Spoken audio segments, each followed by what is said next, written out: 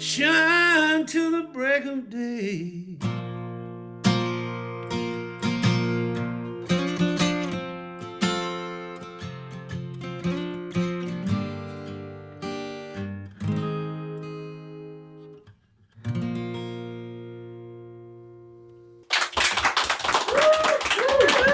What a fucking song. Can I ask you a weird question? Sure. Did your dad really say that? No. The Permission to Party World Tour kicks off September 18th in Rockford, Illinois, the 19th in Milwaukee, the 20th in St. Paul, Minnesota, the 21st in Duluth, Minnesota, followed by Eugene, Oregon, September 28th. Avoid scalpers and go to Bert.com to get your lowest ticket price. So, like, you know, when they say that hip hop was founded on the corners of Brooklyn and the Bronx with guys battle rapping, where do you think the jam band scene, like what is the equivalent for the jam band scene? Well, you know, I think the two forerunners of the jam band scene are the Grateful Dead and the Allman Brothers. Amen. So that kind of is the roots of it. I think as far as the scene developing when it did, it was probably Wetlands in New York. Yeah. Really? And I had just moved there. Well, the first time I went to Wetlands, I didn't live in New York, but I moved to New York not long after that. Myself and Greg Allman and Alan Woody and Johnny Neal, who was the blind keyboard player in the Allman Brothers in 1989, the four of us went down and checked it out one night and wound up on stage jamming. But we didn't know that much about it. We just knew there was an area downstairs you could bring your bong, and there was a Volkswagen bus parked upstairs with all these stickers on it that was like environmental central, and they handed out stickers and literature and all this stuff. So there was this total hippie vibe that none of us had really seen in public to that extent in a long, long time. Yeah. And that's the first thing that I remember. And there were bands like Blues Traveler, the Spin Doctors, Joan Osborne, all these bands that were playing there, but there was something going on pretty much every night. And I just remember it being a breath of fresh air, musically and just the way it felt, you know. Yeah. It's funny because I have so many questions. So in 1990, summer of 92, I got introduced to marijuana in a new way, Sonic the Hedgehog, and Widespread Panic. And at that moment, the song was C. Brown. That was my gateway song. I always say there's a gateway song that gets you into a band that you go, oh, now I get it. And now I can explore it. Yeah. You know, like for the Dead, no one really starts off with Althea, although John Mayer says his gateway song was Althea. It's not. He's lying. He's a liar. He's a liar. He's a liar. And so, but like my gateway song was Truckin'. You know, like that's just such an easy song to wrap your head around. Yeah. And then you get into it. And man, from that point, I got introduced to everything. I mean, it's such a crazy scene. And you're at the forefront of it. I mean, literally at the forefront of it, you've played with absolutely everyone, and you've created some of the most beautiful songs in the world. And it's such an honor and privilege to sit here with you. Thank you. My pleasure. But let's start with one of my favorite musicians in the world. I know sometimes this is like a pivotal character in rock and roll or country, but you played with David Allen Coe. A weird place to start, but we might as well get it over with. Dude, I mean, he's such a wild man. Like, he is outlaw country. You know, it was all downhill from there. That was my first touring gig. Outside before that gig, I had never done anything other than regional, you know, being in local bands that were trying to, get a record deal. And I was really young. I think I was 19 when I got called to join Coe's band, or I just turned 20. And were you playing around Asheville at the time? I was playing. Hang on, let's just say this: back when Asheville was authentically a different town than what it is today. Oh, no question. It was always a cool town. It was always, it always had a little bit of a hippie vibe and a great bluegrass scene and all this stuff. But it wasn't like it is now. It wasn't an artsy mecca like today. And I'm proud of what Asheville has turned into. But the Asheville I grew up in was much more subdued and not a lot of opportunities for musicians. These days, there's a lot to offer musicians in Asheville. Musicians moved there, which when I was a kid, you moved away from there. That was the advice from all the older people was older musicians would say, if you want to make it, you got to get out of here. And now they're going there. And now it's the opposite. But there was always a lot of great guitar players there.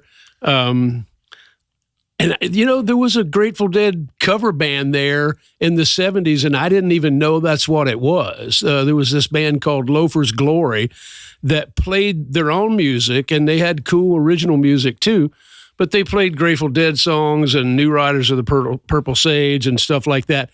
And I didn't recognize most of those tunes, but I liked their own music. And looking back, they were kind of a Grateful Dead cover band, and this is like 1975. Wow. And then you get a call. You get a call to someone like this is old school music. And this is like back in the day when you have like real music's changed so much. Yeah. But like you get a call and they're like, "Can you go out on the road with David Allen Coe?" Like immediately. I was playing. I would imagine all of David Allen Coe's calls are like, "We need some. There's an emergency." Well, there actually is a funny story to that.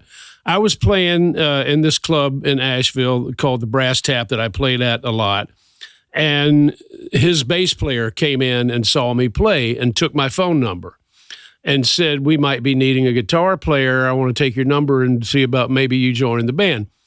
Well, 3 months went by. I didn't hear anything, so I just assumed nothing was happening. And then I got a call right before Christmas Eve. I got a call from David Allen Coe saying, my bass player said you might be available to join my band. And I was like, when? And he's like, tomorrow. It's Christmas. Can you be in Baton Rouge tomorrow? And that was Christmas Eve.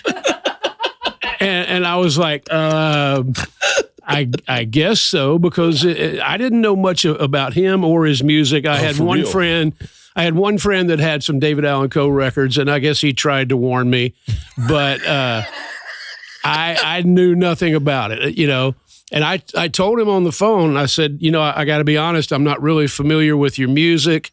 And he's like, don't worry, it's C, D, G, and E. And I said, and I'm not really a country guitar player. So if you're looking for a country player, you might want to get somebody else. And he said, well, I'm looking for a blues rock guitar player to add an edge to my sound. And I wasn't cocky, but I was blissfully ignorant. And I said, well, if I can play like myself, I would probably be interested. But if you want me to sound like somebody else, I'm not really interested. And he thought that was cool that he had no idea that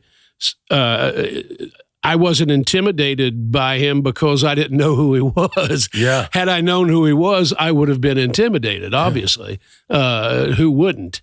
But he liked that and said, no, I think you'll do fine.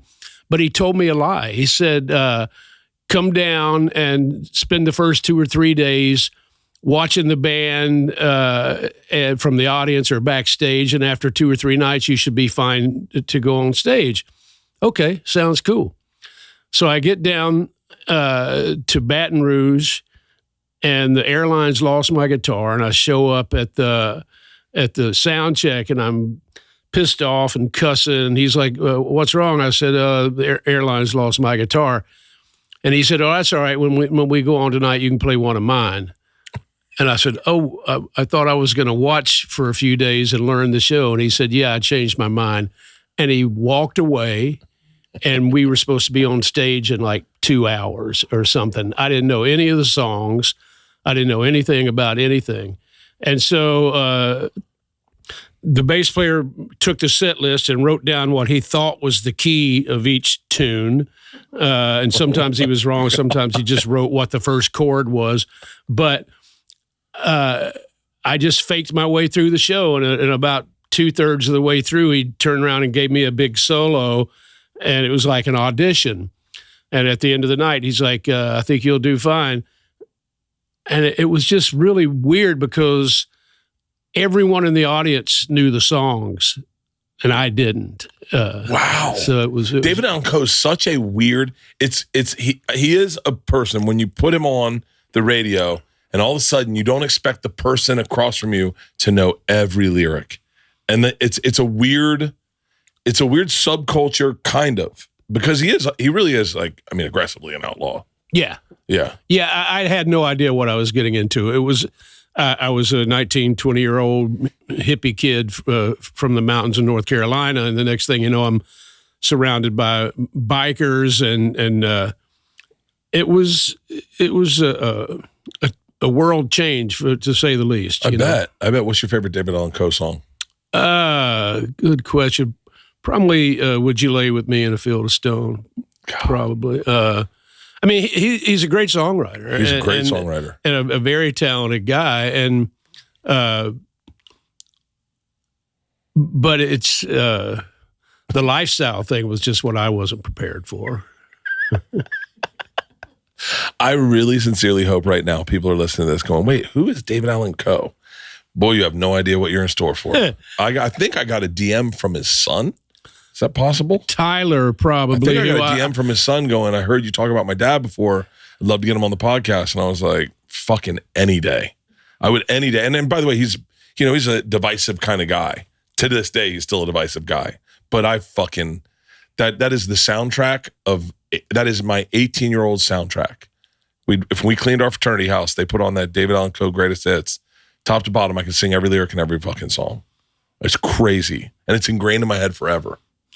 So when did you go David Allen Coe, Dickie Betts? No. Indirectly. Yeah. It was through David Allen Coe that I met Dickie Betts and Greg Allman. Can I ask you a weird question? Sure. I interrupt a lot. I apologize. That's all right. Are at this age, you're being inspired by people? Like I don't mean this the weird way, but like as a comic, sometimes you're young and you're working with one guy, but then there's guys you're looking at, watching them work, you're going like, God, I'd love to work with that guy. Like as a young comic opening for him. Yeah. At this age, are you looking at like the Allman Brothers and other bands and going like I'm having fun with David Allen Coe, this is great, but man, I'm loving what they're doing. I mean, I was a huge Allman Brothers fan from the time I was 9 years old. My oldest brother had the first record in 1969. And I had not even started playing guitar yet, but I loved the overall feeling of it. I loved Greg's voice. I had started singing a little bit. And then over the next couple of years, I would start to play my brother's guitar a little bit. And then, so I was 11 when Live at Fillmore East came out. And that was right when I was starting to fall in love with guitar. So it was perfect timing. And what a perfect band. It was, to fall in love with guitar and have that band that's amazing. If you're running a business, you know that every time you miss a call, you're leaving money on the table. When every customer conversation matters, you need a phone system that keeps up and helps you stay connected 24/7. That's why you need OpenPhone. OpenPhone is the #1 business phone system that streamlines and scales your customers' communications. It works through an app on your phone or computer, so no more carrying 2 phones around or using a landline. With OpenPhone, your team can share one number and collaborate on customers' calls and texts like a shared inbox. That way, any teammate can pick up right where the last person left off, keeping response time faster than ever. Plus, say goodbye to voicemail. Their AI agent can be set up in minutes to handle calls, after hours, answer questions, and capture leads so you never miss a customer. Let me tell you something. As a man that carries 3 cell phones around and is trying to run a business, this is an absolute no-brainer. I got Sarah on one, phone, Victoria on another phone, Leanne on another phone. Now everyone's on the same phone line, and it is absolutely saving us time and money. OpenPhone is offering my listeners 20% off your first 6 months at openphone.com/Bertcast. That's OPENPHONE.com/Bertcast. And if you have existing numbers with another service, OpenPhone will port them over at no extra charge. OpenPhone, no missed calls, no missed customers. Have you been looking for a natural way to relieve your aches and discomforts?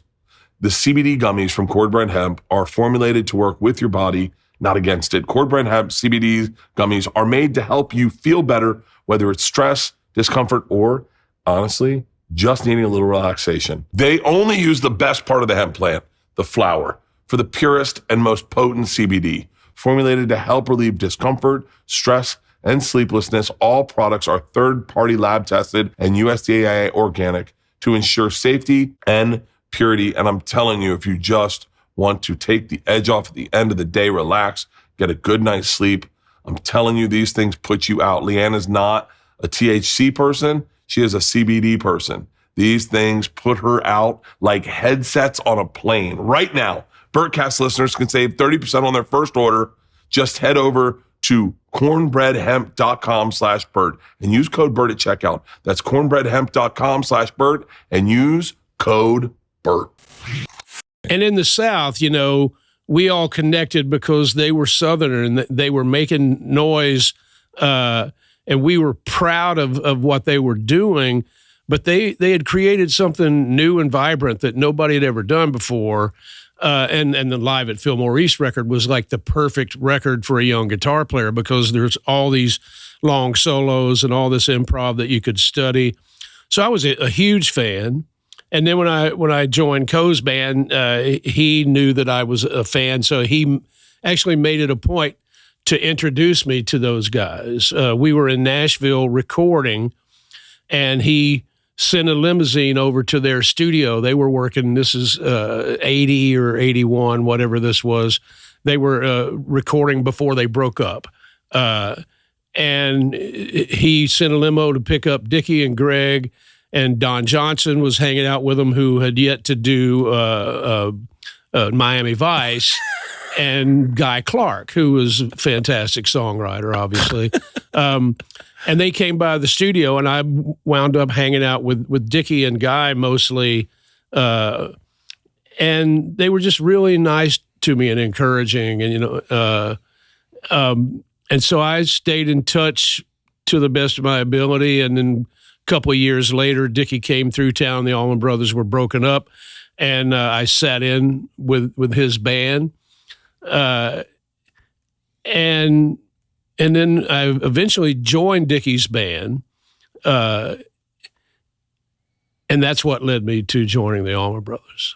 So it was an indirect thing. There were a few years in between where I thought I was going to be a session musician in Nashville. Would you have been cool with that? No, I hated it. Once you are on a live stage, to go back and just be a session musician, I would imagine would be tough. Well, I thought it was cool, or would be cool, because Duane Allman had done it in Muscle Shoals and played on a lot of great records, and that seemed like a cool thing. And then he wound up starting the Allman Brothers, obviously. But I didn't realize how much you have to leave your personality at the door, and you just become a chameleon. You do whatever they want you to do, and you never get a chance to interject your own personality. And that really bugged me. And so there was a while when I was doing more session work as a background vocalist than as a guitar player. It paid a little bit better. You didn't have to schlep a bunch of gear to the studio. And it was really good training for me as a singer. But I was getting really frustrated with it. And in the back of my mind, thinking, I think I need to be doing my own music, either in a band or as a solo artist or something. And so I started thinking more that way, and things started making more sense to me when, because I was so young when I was 23 when I went to Nashville. And you think you know what you want, but you don't really know. And I had no idea what that town was going to offer. And it can be great and it can be tough. But I started doing demos of my songs and thinking I want to try to get a record deal. I had a manager at that time who was insightful enough to say, you should get a record deal out of New York or LA. You shouldn't sign a record deal in Nashville because they're going to want you to be country, and that's not who you are. That's a great point you bring up. And I thought about this all yesterday as I'm listening to, I'm going through everything. I mean, everything, I'm talking like everything. And I thought, so what kind of A&R guy out of New York or LA gets what you're doing? Because especially at the time, they're like, yo, Nirvana, grunge. Like, what kind of A&R guy signs Gov't Mule? Because you've got country, you've got R&B, that's when everything was classified in where you found it in the line in the CDs. But like what kind of, when you're in Nashville and they go move to New York or LA, what kind of A&R guy is getting what you're doing in New York and LA? Is it a hard sell? Yeah, at that time, I mean, this goes back to like 87, 88, because I first started shopping myself as an artist around that time. And who are your comps? Like who are there? Like he's like John Cougar Mellencamp or like. Yeah, that's what was happening on the radio at the time. And I was in a blues band that was kind of just doing traditional blues type stuff. I wasn't shopping that. I was shopping the songs that I was writing myself that were, this is before the Allman Brothers reformed. So I was still a little caught up in what was going on currently in the 80s and all that stuff.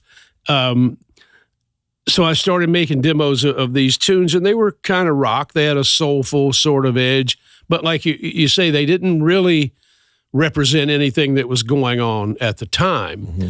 I think the first thing that caught the attention of one of the major record companies was a cover of the Otis Redding song, I've Been Loving You Too Long. I had done a cover of that, and my manager played it for someone at Atlantic Records, and they called and said, we like this. Can we come check out this artist? That's where it all began.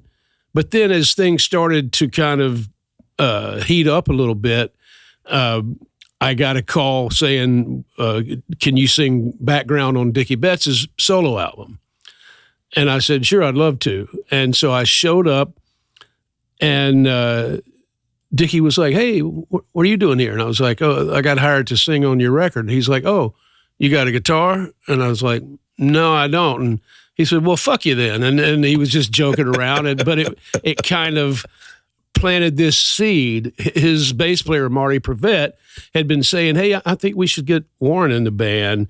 And he's like, oh, yeah, I remember that guy. But when I walked in, it just kind of clicked. And so he was making this record that, unbeknownst to me, was getting out of his control. He didn't like the way it was turning out. Yeah. And it was, and I didn't like it either. It was too polished, too country, too, not country like Highway Call, which was a beautiful Dickie Betts record, but country like modern, current, trendy country. And he called me about 3 weeks later and said, hey, that record we were working on, he said, I scrapped it. He's like, I'm not putting it out. He said, I wasn't comfortable with that.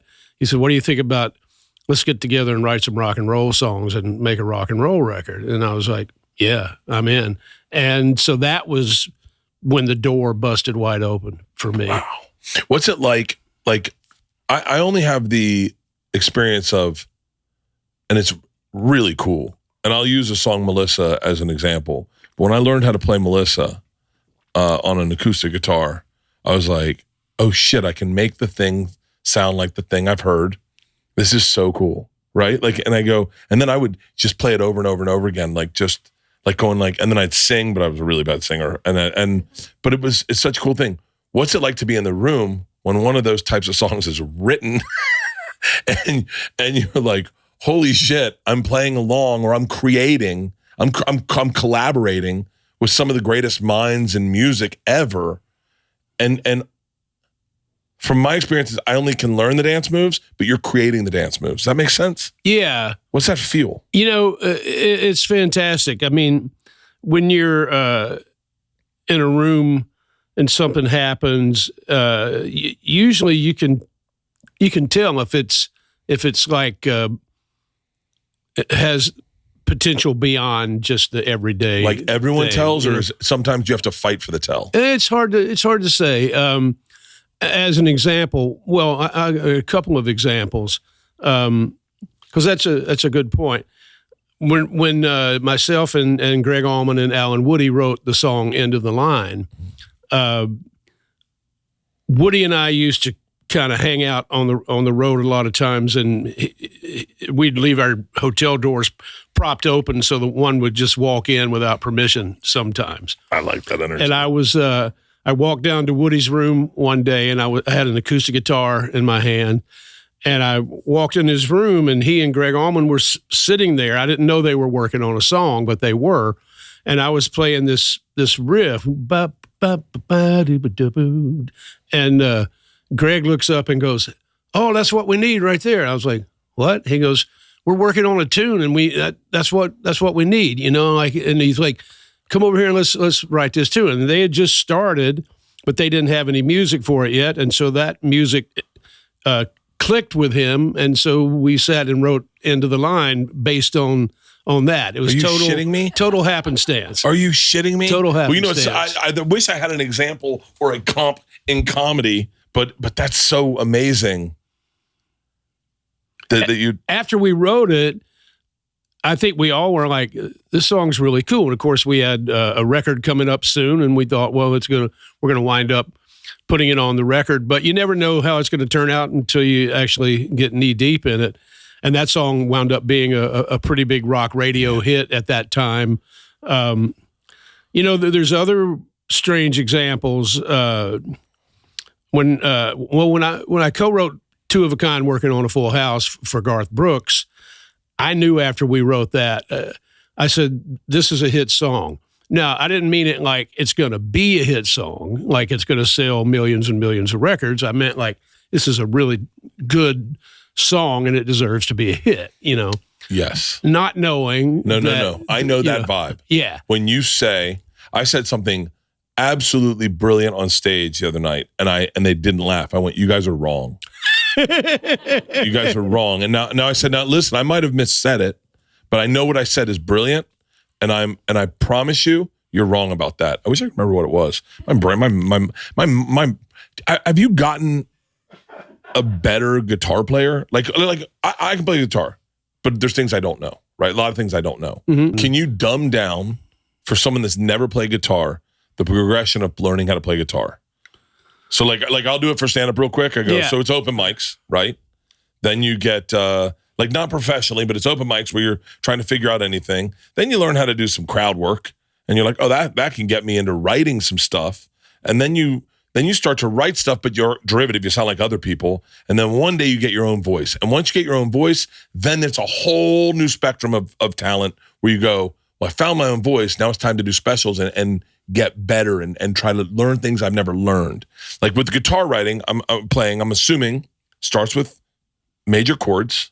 So if you can dummy up guitar playing for the person listening. Well, very similar to what you described for comedy. I think there's a lot of parallels there, especially in the finding your own voice part, because that's something I've talked a lot about when I'm interviewed for guitar magazines or stuff like that, is the quest to find your own voice.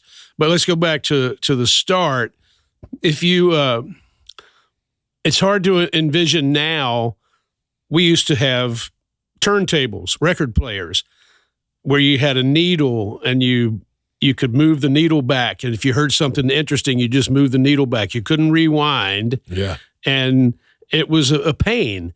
But that's the way all of us learned how to play. It was if something was really interesting, you'd move the needle back and play it again and play it again and play it again.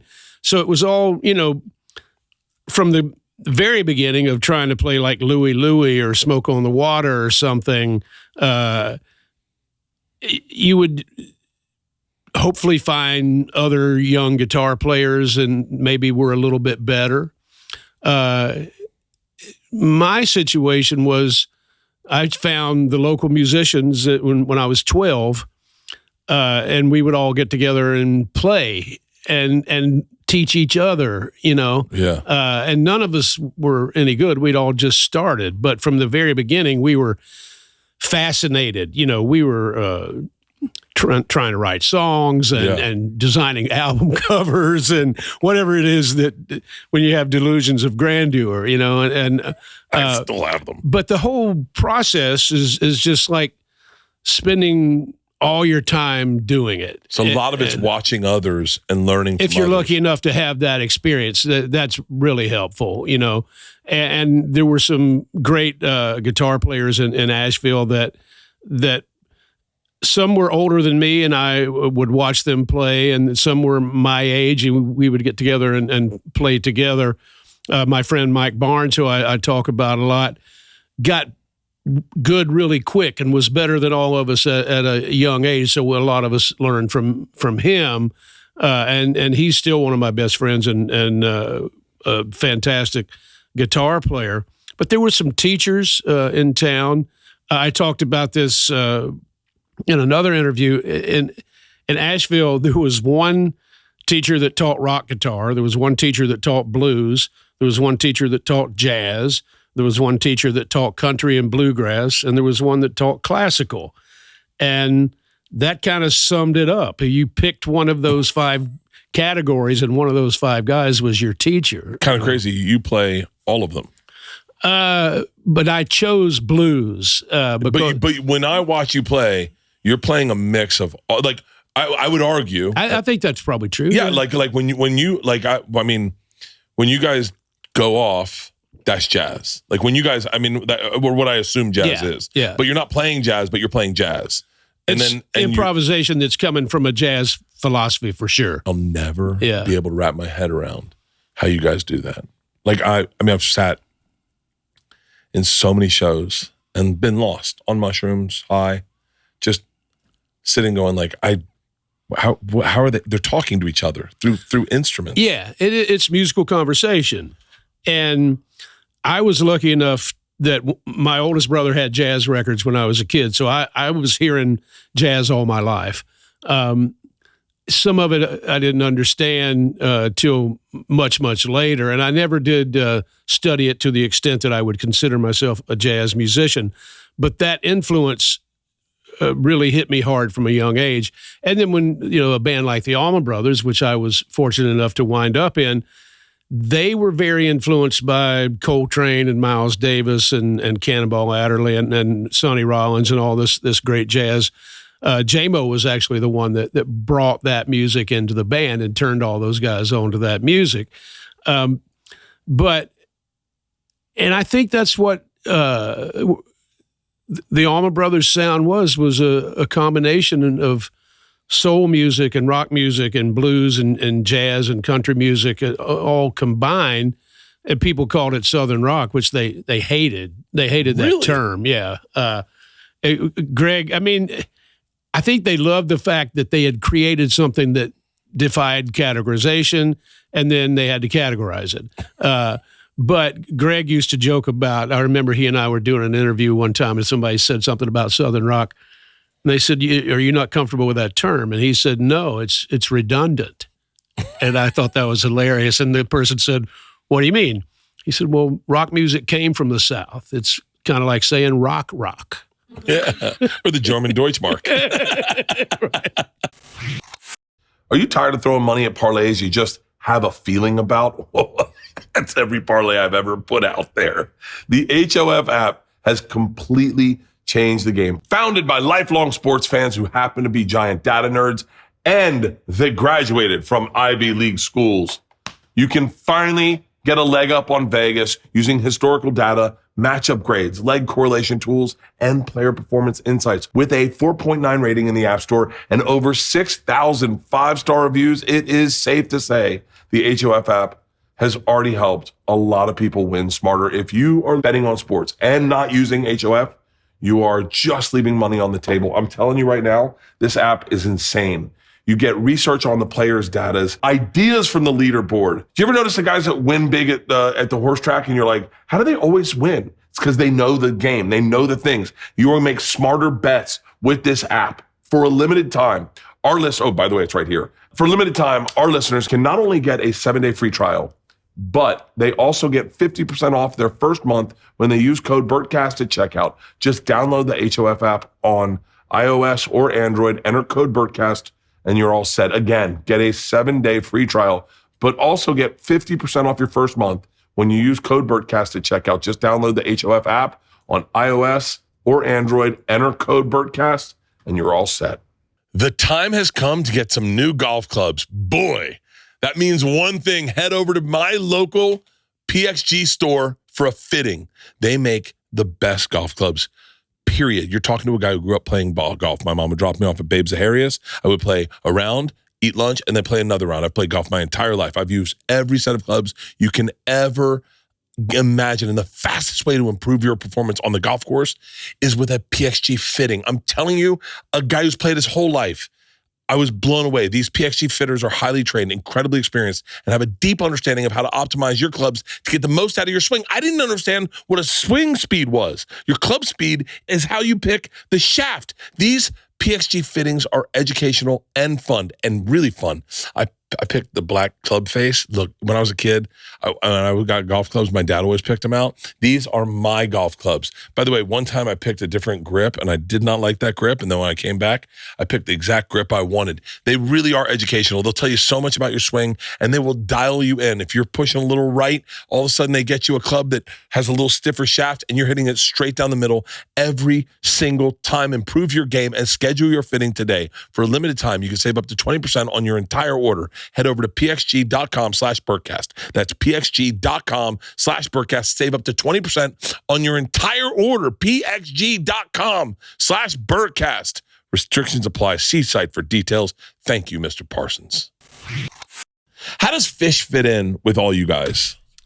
Because Phish is such a different, it's such a different vibe that I love Phish. I love Phish. But I loved all the stuff you guys were doing made sense, you know? And then Phish was doing like you guys were making porn and Phish was doing OnlyFans. Does that make sense? Yeah, I guess so. You know, I've known those guys kind of since the beginning. Yeah. And so, and the same with Dave Matthews, which we'll get to. The Phish guys, when we met, you know, they were playing clubs and stuff. And I remember one time when Gov't Mule was going to play, or maybe it was before Mule, maybe it was my band. I can't remember. I was going to play in Telluride at the One World Cafe, and Mike Gordon said, "Oh yeah, we played there. You know, you'll love it." It was this tiny little club that was so small that there was only one side had a PA, like there was one PA stack, not two. Yeah. Because it wasn't big enough to have one on the other side, you know. Yeah. But we had a great time playing there, and Mike had told me about that. We used to cross paths a lot. And I just remember the first thing that hit me about Phish that I liked was this kind of Frank Zappa influence that they had. I was a big Zappa fan. You're the reason I've been listening to Frank Zappa today. Oh, I'm going to say this, and I'm embarrassed. Never in my life listen to Frank Zappa. Today I was like, Alexa, play Frank Zappa. And then I was like, well, shit, this is good. I was like, fuck, are you kidding me? I've slept on a guy my whole life. It's, I mean, maybe the best concert I ever saw was Frank Zappa when I was a senior in high school at the Fox Theater in Atlanta. Wow. Was unbelievable. But when I heard Phish, I thought, well, I hear this Zappa influence, which at that time, and actually not just at that time, almost any time, you don't hear bands with Zappa influence. So hearing that was really cool. The lyrical thing kind of caught me by surprise because it was so wacky and coming from left field. But I just thought it was a breath of fresh air. I just thought these guys are doing exactly what they want to do, doing it well, and people are connecting with it. What could be better than that? And you could tell that they weren't doing it thinking we're going to be rich and famous. They were just doing it because it was fun and cool and what they wanted to do. And I admire that.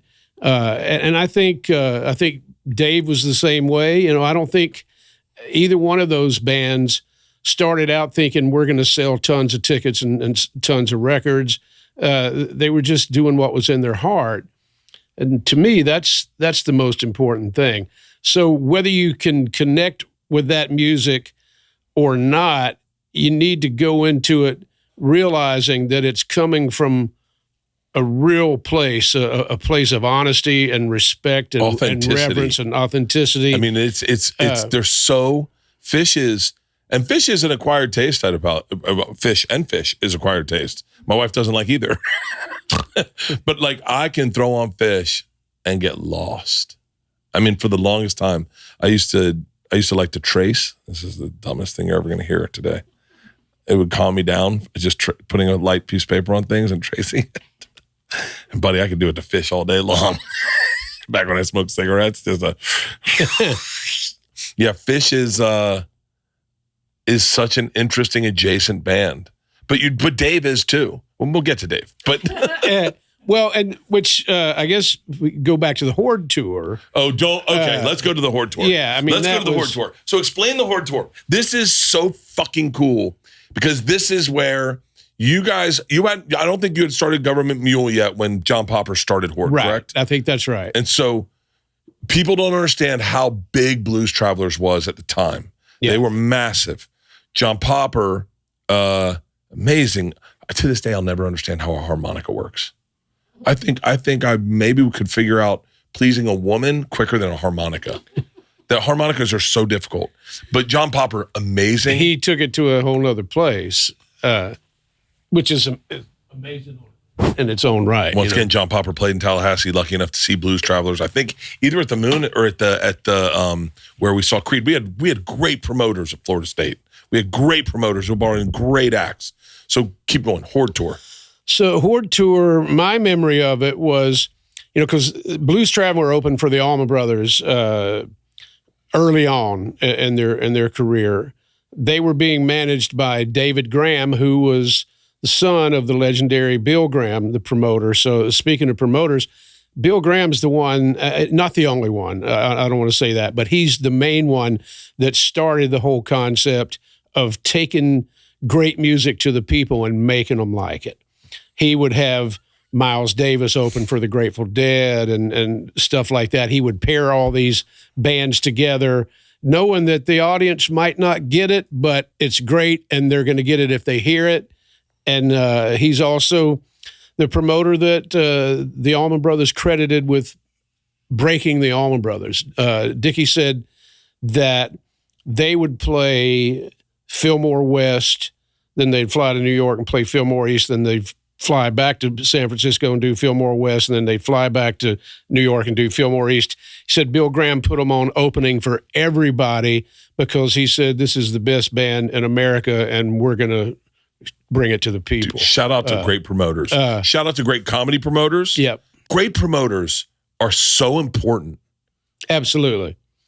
Because they lose money a lot of times, and if they keep bringing you back because they believe in you, then that's priceless. You can't put a price tag on that. So when the HORDE tour starts, this HORDE tour is, I think Widespread was in the first one, right? Yep.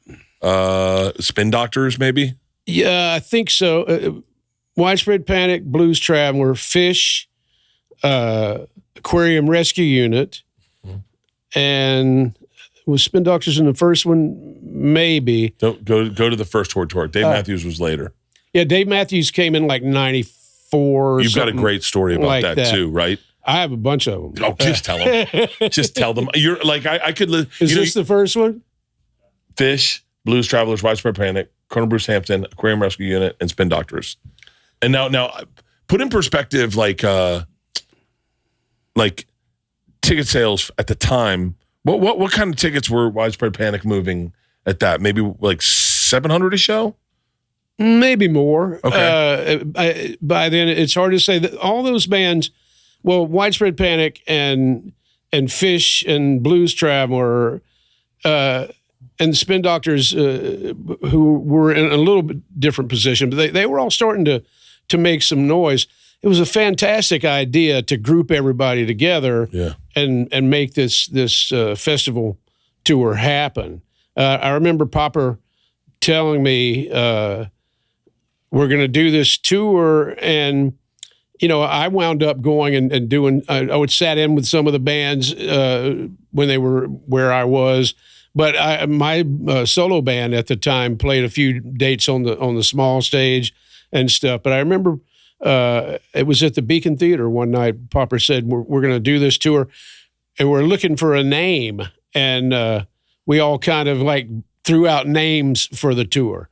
And I remember when he told me we were going to call it HORDE, I was like, well, that's kind of stupid. But I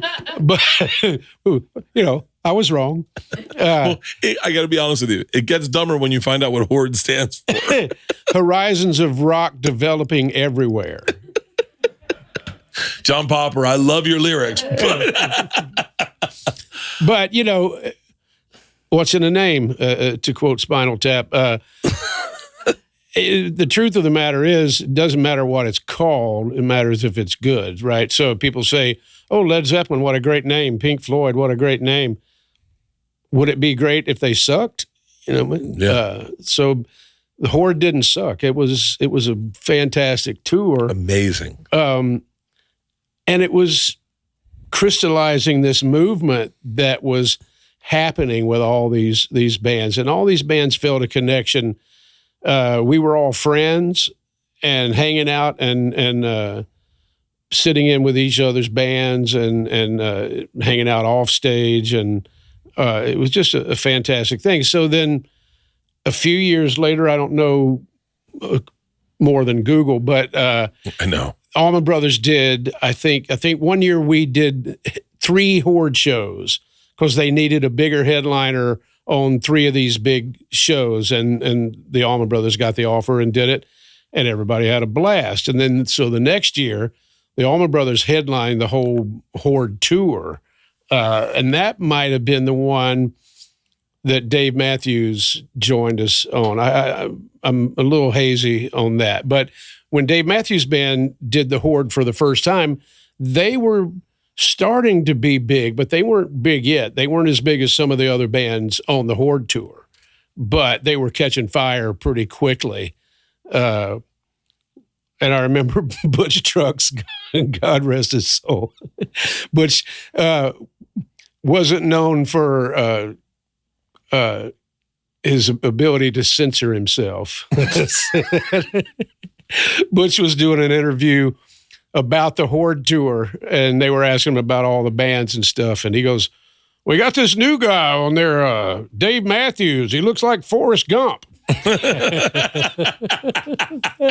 I thought, Butch, how the fuck could you say that? But they were so fresh, and every one of those bands just had their own thing. None of them sounded like each other. It was so refreshing. We would just watch every band, and I played with every band at one point or another. I'd wind up on stage every day playing with 2 or 3 different bands, because somebody asked me, what am I going to say? No. Which was your favorite band to collaborate with? Of that? Let's break it down entirely. Yeah, of the HORDE tour, of that group, who was your favorite one to just jump in on stage with? At that time, was there a time where you're off stage and Widespread gets up and you're like, God, I hope they bring me out for ... I never thought of it like a certain song. Yeah. I would be glad if they asked me for a particular song that I dug, but I always liked the challenge of playing whatever they threw at me, because the beauty of sitting in, since we're talking about this, the beauty of sitting in is you don't even really have to know the song because they know the song. So as long as you're comfortable with not playing when you don't feel like you know what's going on, which I am, I'm completely comfortable with that. Yeah. You're just icing to a pre-existing cake. And so there's people think it's intimidating, but it's only intimidating if you force yourself on the situation. Like me and Marcus King. Keep going. Marcus King brought me on stage to sing a song and I didn't know the lyrics, and he whispered, "You don't have to sing if you don't know what they are." And I was like, oh, good call. I can just sing the chorus that I know. Well, but lesson learned. Yeah, right? yeah. I wish I had talked to you 2 years ago. I've been there when I started to play and a part of a song that I didn't know they were going to change keys, or I didn't know there was this section that is really tricky and complicated, and I'm kind of embarrassing myself right now. But you learn, from that. Yeah.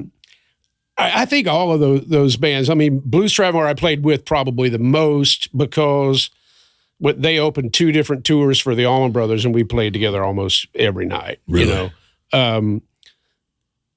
The first time I played with Phish was really fun, but that wasn't a HORDE show. That was, I think, What song did you play with Phish? We did Funky Bitch, which is a bluesy kind of thing, and that was really fun. We might have done a Zeppelin song that night as well. But I really like when you stretch out, like with Widespread Panic, sometimes we'll just like get lost in the jam. And that's the stuff that I really like. But all those bands are guilty of beautiful indulgence. I love that. It is interesting that and I think this happens a little bit with comedy these days. I think comedy, I've tried to mesh especially with when I'm doing smaller venues, my love for jam bands and the self-indulgence I enjoy watching a band go off book and get lost. I enjoy that in stand-up. The only thing I wish I could do the most of jam bands is, this is like the business side, sell multiple tickets to the same person. So if Widespread does Red Rocks, we have to talk about Red Rocks. If Widespread does Red Rocks, they do 5 nights, and the same people buy 5 different nights of tickets. That is crazy. I've tried to crack that nut and stand up of I've talked to my agents, I've talked to promoters about it. How do you get in a jam band-esque a list of comics that are going to go up and do different shows every night where the fans go, I want to see what he does tomorrow night. Yeah. Because I mean, I've done it. I bought multiple nights for bands where I go, I know what they played last night. I can't wait to see what they're coming with tonight. Well, with bands, there's songs, so you can look at the list and go, oh, they didn't repeat anything. Yeah. With comics, do they break it down to the names of the routines? Yeah.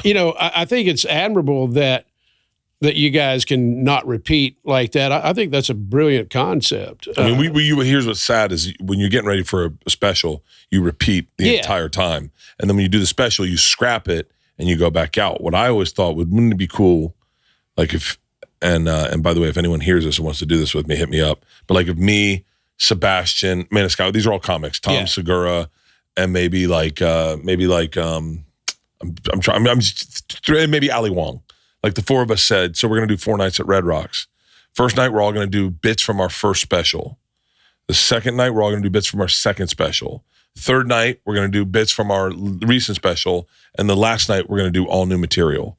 And I always thought that would be cool. Maybe just do 2 nights, but I've always enjoyed the fact that I can go and see a festival and see the same band play twice. I've seen Dave maybe 100 times. And the surprise of it is the fun part. When you hear a song, you go, oh, this wasn't that's the funnest part. Or the Dead. I mean, it's such a brilliant concept. And the Dead, I guess, kind of started the whole doing a different set list thing every night. Yeah. I remember when in the Allman Brothers, when we discussed that as a concept and agreed to start doing it, it was such a breath of fresh air for us, because in '89 we did almost the same show every night. Really? And in '90, what did you guys close on? Well, Whippin' Post would always be the final tune. And there may have been a few different openers, Statesboro Blues or Don't Want You No More, Cross the Bear. But for when I first joined the band in '89, the set lists were virtually the same every night. And then the next year, I think we had an A set and a B set, maybe a C, 2 or 3 different sets that varied somewhat from night to night. Mm-hmm. But then the concept got brought up, if you really want to bring in the Deadheads and people that are, I guess at that point, jam band hadn't really become a thing yet, but it got brought up. I think Kirk West, who was our tour manager, was one of the people who brought up about changing the set. And myself and Alan Woody were really psyched to bring that concept to the band, and we talked to Greg about it. And thankfully, everybody was into the idea. But I remember we were having this discussion, and Greg knew how I felt about it, but he was trying to make everybody comfortable and break the ice a little bit. And he said, Haynes, it wouldn't break your heart if we didn't play One Way Out every night, would it? And I said, man, I was sick of playing that song before I ever met you motherfuckers.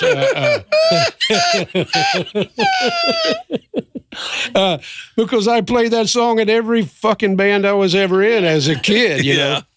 Now, the difference, playing it with the Allman Brothers, oh my God, it's a whole different thing. Like, a lot of those songs I had played in memory of Elizabeth Reed, Stormy Monday, Statesboro Blues, but playing them with the Allman Brothers was like being in a Lamborghini for the first time. It's like, wow, never played it quite like this before. You know? What was a weird question? What do you miss the most about Alan? Woody? Yeah. His sense of humor. Really? You would love Alan Woody. He was the funniest motherfucker. He and I were constantly trying to make each other laugh, and we became best friends. And on the tour bus, it was like we were our own little comedy duo. It was just nonstop. He just had one of the quickest, most irreverent wits ever, and he would cut somebody to the bone, but it was all in fun. You know, a really funny human being, and a real generous person as well. I mean, so when I think, obviously I miss Alan Woody, the musician, but I also just miss that sense of humor. Or was it a no-brainer that you guys were going to start Mule? It kind of, could everyone see it from the outside? They're like, this. I mean, I guess they could see this bond that we had developed, this friendship. And Woody and myself and Greg Allman shared a tour bus. And so the three of us were hanging out together all the time. And our bus was listening to music and comedy and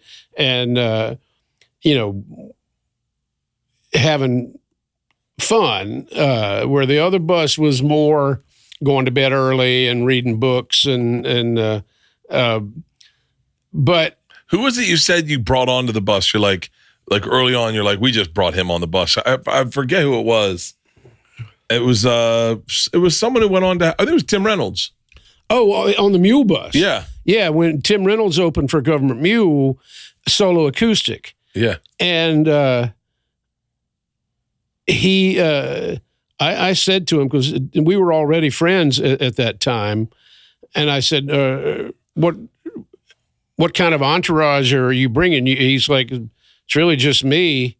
And I was like, well, why don't you just save yourself a van or whatever and ride with us, So he spent that whole tour riding our bus, and which was great. We just played music and hung out, and Tim's a beautiful person, and we played together every night on that tour. But yeah, it was great because musicians like to turn each other on to music that maybe somebody hasn't heard.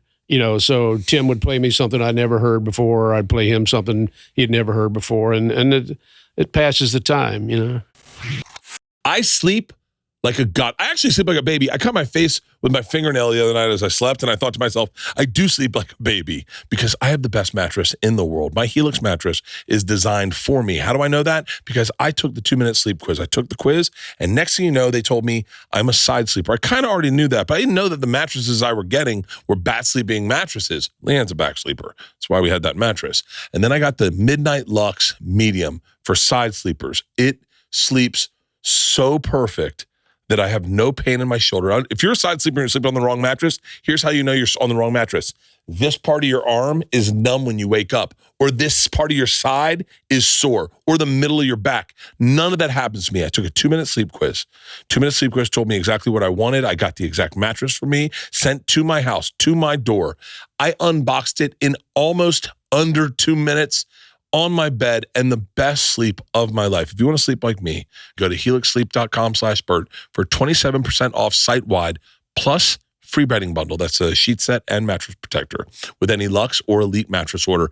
Exclusive for our Bertcast listeners. That's helixsleep.com/Bert for 27% off site-wide, plus free bedding bundle. That's sheet set and mattress protector with any Luxe or Elite mattress order. Exclusive for you, our Bertcast listeners. That's helixsleep.com/Bert. Was Ellen your favorite collaborator? In a jamming sort of way, one of. I think to have had a relationship like that with him, with Dickie Betts, with Derek Trucks. We got to talk about fucking the Trucks family. Is like, I hope you know nothing about the Trucks family right now. Let's pivot. Okay. So it starts with the patriarch, the drummer for the Allman Brothers, correct? Yes. It's not Dwayne. Dwayne's his son. Dwayne's Derek's brother. Derek's brother. Derek's his nephew. Yeah, right. Butch's nephew. So break down the Trucks family for me, for everyone who doesn't know, and then I'll tell you about the most awkward interaction I've ever had with an individual in my life. Butch Trucks is the original drummer, one of the two original drummers, the other being J-Mo, who I mentioned earlier. Butch was one of the two original drummers for the Allman Brothers. And Butch is Derek Trucks' uncle. And Dwayne Trucks, who plays drums with Widespread Panic now, is Derek's brother. Definitely an integral family. So I'm dying to hear this uncomfortable story. So I saw Derek Trucks. Well, you jammed with him when he was a child, correct? How old was Derek Trucks when he started playing? 13? Oh, no, I played with him when he was 11. Okay, yeah. I count that as a child. Yeah. But he didn't play like a child. No, he never played like a child. He was a savant, correct? Well, yes, and I have a great story too, but I want to hear yours first. So I go to Mexico to watch Dead and Company, or Dead Ahead is what it was called. Oh, right. And I don't know the right way to say it, but I don't know.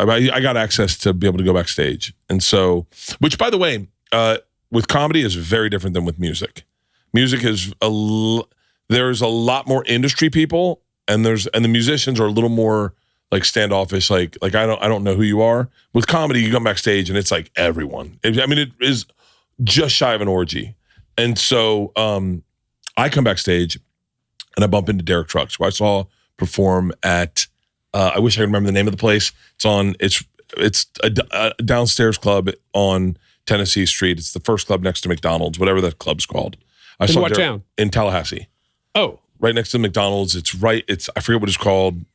It's not the Moon, but I saw Derek Trucks when he was, 1990. He had to be like 13, 15 maybe. And I saw Derek Trucks play. I couldn't, it may have been you. I don't know who it was. I don't remember. All I know is there was a child on stage. and it's one of my adjacent bands that I'm into. I mean, there's crazy bands that I remember that I couldn't tell you what happened to, and then there's crazy bands that I know what happened to. Like, you remember a band called Cowboy Mouth? Yeah. Cowboy Mouth was wild. Drummer was the singer. No teeth, and drummer's front stage. What's he doing? I'm not sure. Yeah. Anyway, so like Derek Trucks gets on stage. He's like maybe 12, 13, and he destroys that stage. I mean, he just tears apart. And I'm sitting there going like, I 13, I hadn't even learned how to jerk off yet. Like, I was like, and this kid's amazing. Cut to 30 years later, I'm in Mexico. And I decided to share with him about a time when he was 13. And he's backstage. He's just crushed it with Bob Weir and the Dead. And poor Derek Trucks gets an earful of Bert Kreischer. And I mean, look, I'm very honest with who I am. I will give you my resume within 30 seconds of meeting me, and then I'll tell you about you. I'll tell you about you, and every time I experienced you, and my favorite things you've done, and I buy the albums with you and your wife. I think you guys are awesome. Poor Derek Trucks just sat there with his ponytail and was like, awesome, man. And then he was like, why don't you go talk to Sturgill Simpson? So I was like, done. Sturgill? I was like, I know Joe Rogan. Like, it was so awkward. My wife's like, you need to get the fuck out of here. Rick from Goose is like, leave. But yeah, Derek Trucks is just, that whole family is just like, I think they have a baseball player in them. Like, there's like, it's a really, what's it like working with like a child prodigy like that? Well, Derek's one of the few that I've worked with from an early age like that. And I'll tell you the backstory with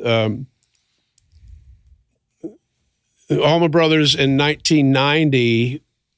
We were in Miami recording Seven Turns, which was the first record that I did with the Allman Brothers. And the legendary Tom Dowd was producing, and it was a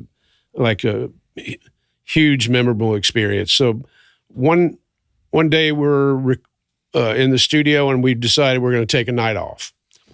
And so we're trying to figure out what we're going to do.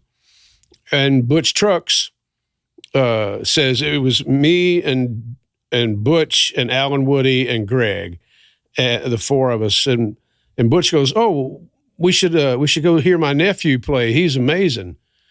And Greg goes, "Oh, cool. How old is he?" And Butch goes, "He's 11." And we all just went like, "Yeah, that's how we want to spend our night off, you know." And Alan Woody had seen him, and Alan goes, "No, man, I've seen this kid. He is amazing. We should go." And so we take a drive, and we watch Derek's first set. He's 11. He's got this Gibson SG that's bigger than him, and he's playing like a full-grown man. And he's the best musician on stage, and all the other musicians are, I don't recall, but in their 20s and 30s, let's say. Yeah. And he's better than all of them. And so during the break, we meet him, and somebody says, "Well, why don't we get up and play?" So me and Greg and Butch and Alan Woody and Derek Trucks played 2 or 3 or 4, whatever, Allman Brothers songs for this unsuspecting crowd. And like, so I'm standing here, Greg's here, Derek's there, Woody's over there, Butch back here, and Derek's looking. First, Greg's playing this cheesy like keyboard, like a Casio or something that he would never ever play. He's only doing it because that's all that's there, and he's committed to the moment. But normally he would bitch about it, and he's not bitching about it. So he's playing this keyboard, and he keeps looking over at Derek, and Derek would play something, and he keeps just like looking like totally confused at what he's seeing and what he's hearing. They're not the same thing, you know? He's like, man, what is it with this kid, you know? And we all left there going, I have never heard somebody 11 years old play that way before. Yeah. You know, there's a lot of prodigies these days. You we just played with this kid last night, Saxon Weiss, who's now 13, and he plays really great for a young guitar player. Where did you play last night? Not last night, night before. Oh, my God, I'm about to punch myself in the fucking head. But there's more now, for some reason, in the past 10, 15, 20 years or so. But when we heard Derek for the first time, I had never heard anybody that young sound that mature. Yeah. I'm sure globally there are a few here and there, but, and so then he would have his own band, and he was out in the trenches, touring and stuff. He would wind up sitting with the Allman Brothers a few times. In 91, we did a tour with Little Feat opening for the Allman Brothers, which was fantastic for me because Little Feat was another one of my all-time favorite bands. So I get to hear them every night, play with them almost every night. They would play with us. And then there was one night where Derek showed up and sat in with the Allman Brothers. And I guess at that point he was 12. And he sounded fantastic, but you could hear the progression every year, just getting better and better and better. So when Mule started, we invited the Derek Trucks band to be the opening act on a lot of shows. We did a lot of playing together long before he and I played together in the Allman Brothers. We had probably played on stage 100 times together prior. So when we wound up in the Allman Brothers together, we had a history and already had that connection, His brother's Dwayne, correct? Yes. And Dwayne's a fantastic drummer. He's a drummer for Widespread Panic. Yeah. And I got to give a shout out to Dwayne. Dwayne wears our Poor Osos hat. We own a vodka company, and he wears that and sends pictures. And I will tell you, Dwayne, if you're listening, 22-year-old Bert, 19-year-old Bert, 20-year-old Bert is losing his mind every time he sees those pictures. How are we doing on time? I don't want to hold you too long. I'm good. Okay. So let's talk about the Dead. Okay. So you play with Phil Lesh, and you play Jerry's parts. And he says, don't do it like Jerry. I'm glad you brought that up, yeah. And I am fascinated to hear how does that process for you? Like, what's the process like at all? And what is it like when you see other people play those parts as someone that's been in those shoes? I'm a big Deadhead too. I grew up hearing the Dead, and my oldest brother had some Dead records. He had some Garcia solo records, but I missed it back then. I didn't connect with it when I was a kid like I did some other things. I would hear certain songs that I dug, but for whatever reason, I just didn't make that connection early on. Somewhere around 89, I had started to hear a bunch of Dead stuff that was intriguing to me. Like what? Well, I think the first song that I really kind of flipped out over was Terrapin Station. But it was like, for me to make the connection, I realized I was going about it the wrong way. When I started connecting, it was through the songs. And I had met my wife, and she was a Deadhead. And so she was starting to play me stuff. But, I had come to New York, and I was hanging out at Wetlands, and everybody in my new circle was a Deadhead. And one by one, oh, that's a great song. Well, that's a great song. Well, that's a great song. And I'm just realizing how many amazing songs they had. Because for me, like, songwriting is such an important thing for me and always has been, that I think bands that play great but don't have great songs never did it for me. Interesting. And, like, you don't have to name a name. No, and I'm not sure I can. Yeah, but like I understand bands that play great but don't have great songs. But let's fast forward that it would include some now jam bands, not the ones that we're talking about that started the HORDE tour, but some bands that came after that. I would go, they're pretty cool players and they jam, but none of the songs it takes over my memory, and whereas the Grateful Dead songs did.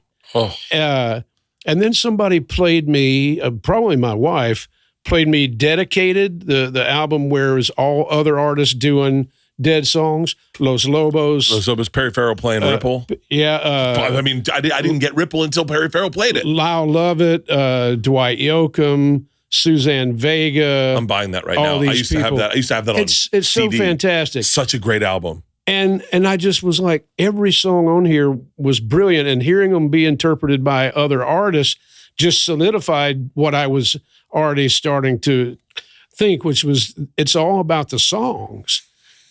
If they had this amazing chemistry and they invented something nobody had ever done before, and a lot of that was through LSD. But if they just did that without the songs, it wouldn't still be here. And that's my theory. Can I tell you that I love what you just said? Because, we're not getting to Dave yet, but when all along the Watchtower with Dave is like such a great moment. Such a great moment, like as a fan. And I love it when Jimi Hendrix plays it, but I have a different association when Dave played it. I think you played it with Dave. Many times. But it's the song. I have a good story for that too. Don't let me forget. Just tell it right now. But I'm not done with the Dead. But just tell it right now. All right. Don't let me forget. Can we Google Power Jam? Power Jam. I think it was 91. Could have been 93. Nope, not that. Ritz, New York City.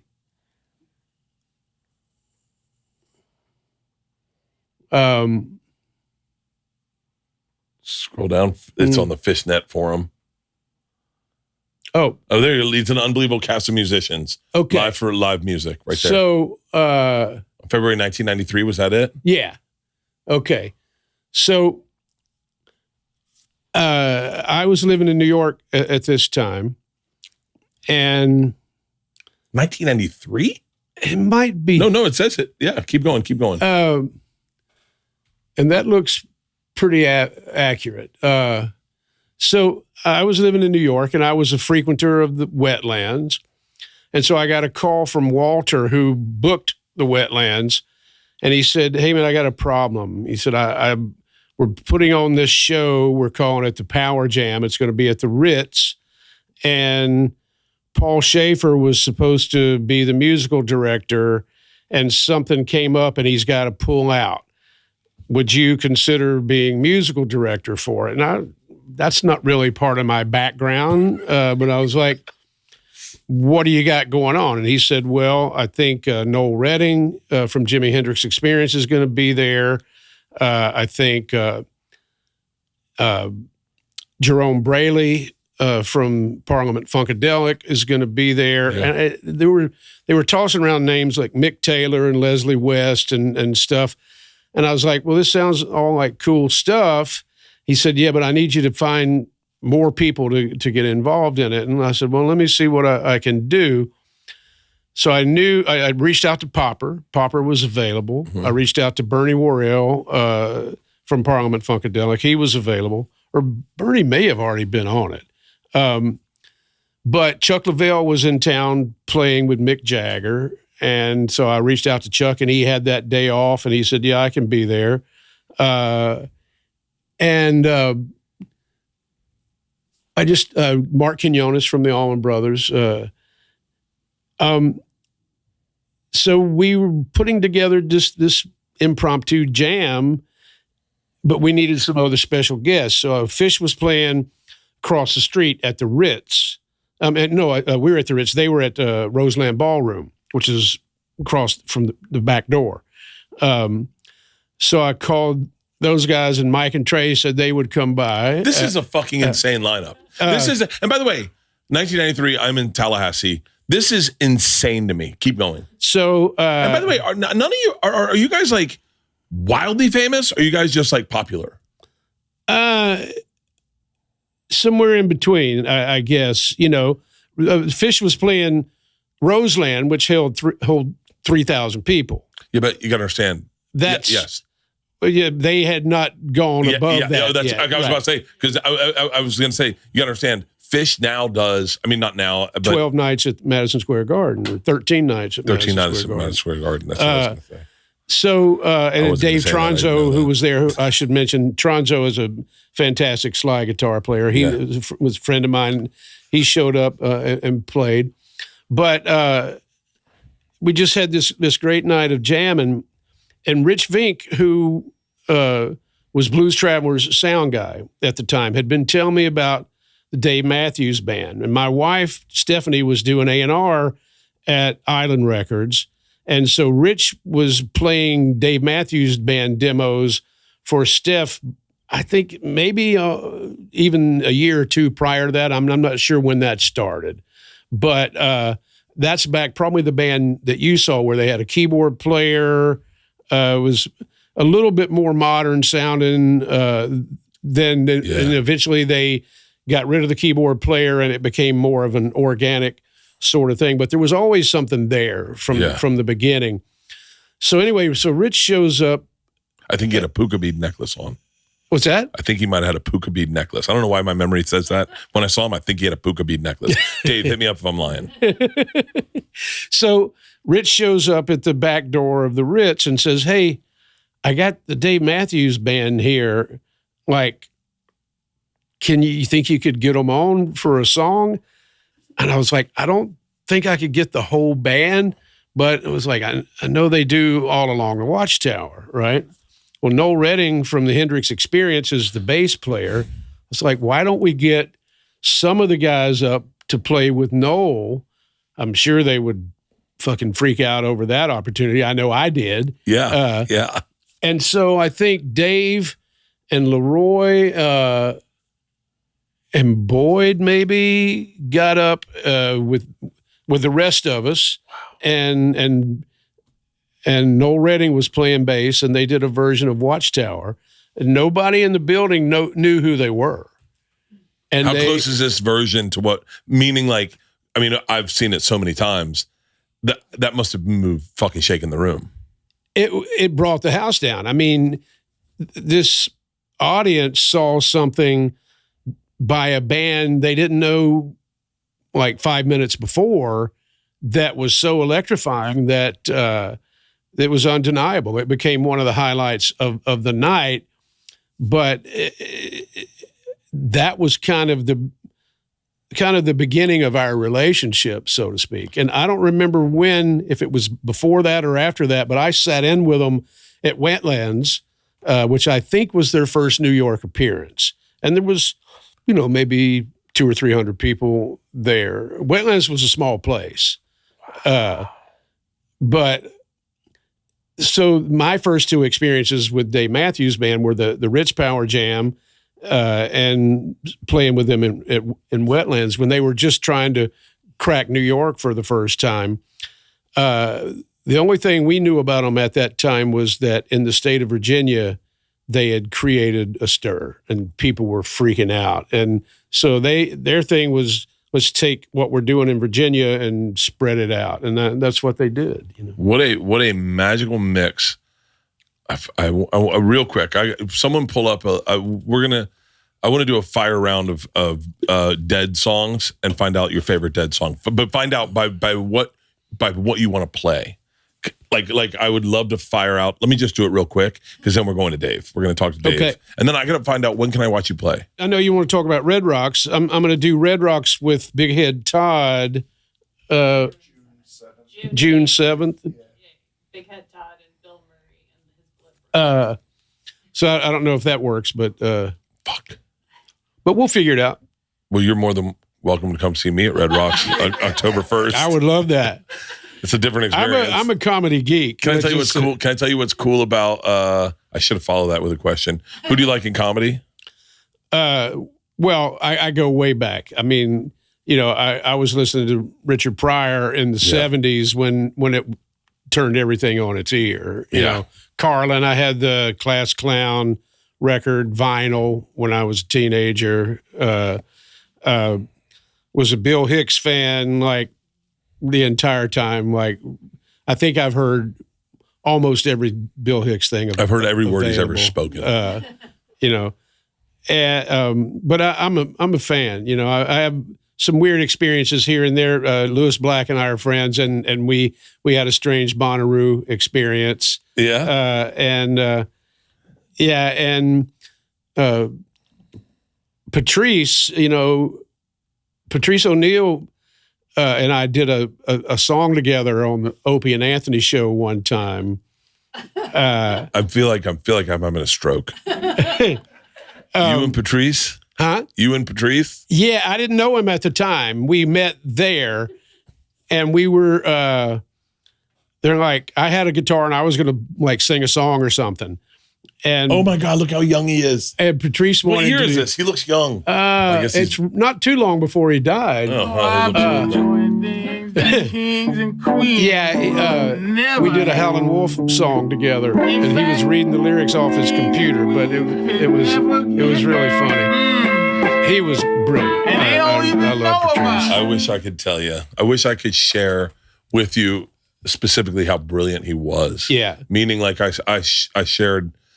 lived with him for a month in Scotland, and I knew him as the day I started comedy until the day he died.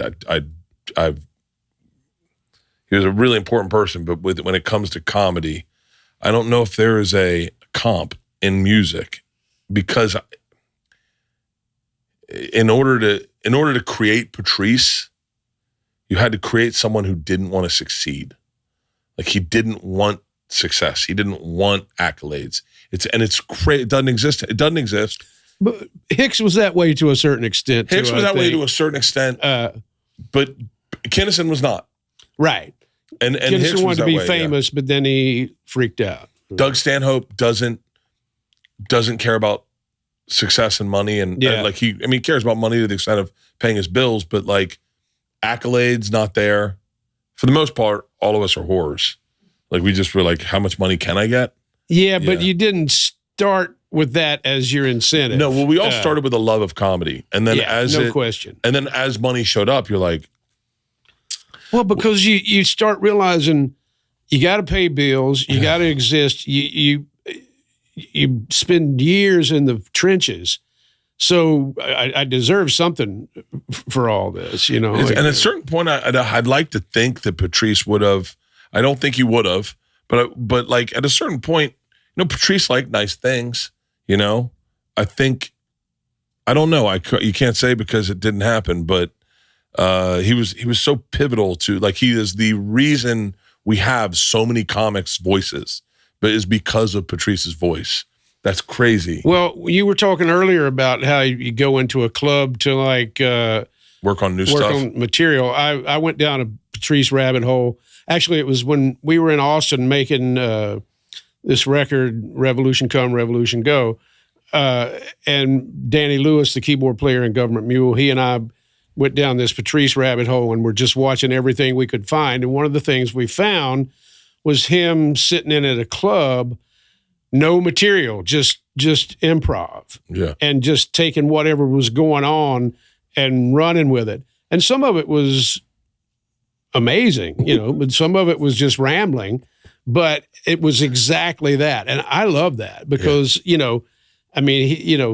on your feet like that, he was just so brilliant. He really was. He really was. And he was, he really was. That's crazy that you mentioned Patrice. That's like, I have no comp for that. The Patrice he was a legend to us. Well, check out the Lewis Black story. Lewis Black. If my wife has one crush, it's Lewis Black. Lewis Black is the best. Well, my wife and I used to do, when I say used to, a few years in a row, because my wife was a Sirius XM radio personality. And who's your wife? It's Stephanie Scamardo. Wait, she did Jam On for a really long time. And but we used to do we used to do on Valentine's Day. They talked us into hosting a Valentine's show, and we would call our friends, Phil Lesh and Dave Schools and Billy Gibbons and all these people, and get them to tell Valentine's story. Gibbons. It was kind of cheesy, but it was all in good fun. Hey, I got readers right here. I got an invite one time to a Mexican restaurant, El Compadre, and I walked in and Billy Gibbons was sitting at the table. He's at every Mexican restaurant everywhere. I was like, my first week in LA. He'll send me, what town you in? Haynes, where you at? I'll send you a couple of Mexican restaurants for that. So anyway, the last year we did that Valentine's show, we're signing off. The producer's like, I think we're done. And my phone rings and it's Lewis Black. And I go, Lewis? He's like, yeah, I'm in fucking Tennessee on my fucking tour bus listening to the fucking radio, and what do I hear? You doing this fucking stupid Valentine's Day bullshit. And I was like, you want to go on the air? He goes, okay. So the whole show was people saying nice shit about Valentine's.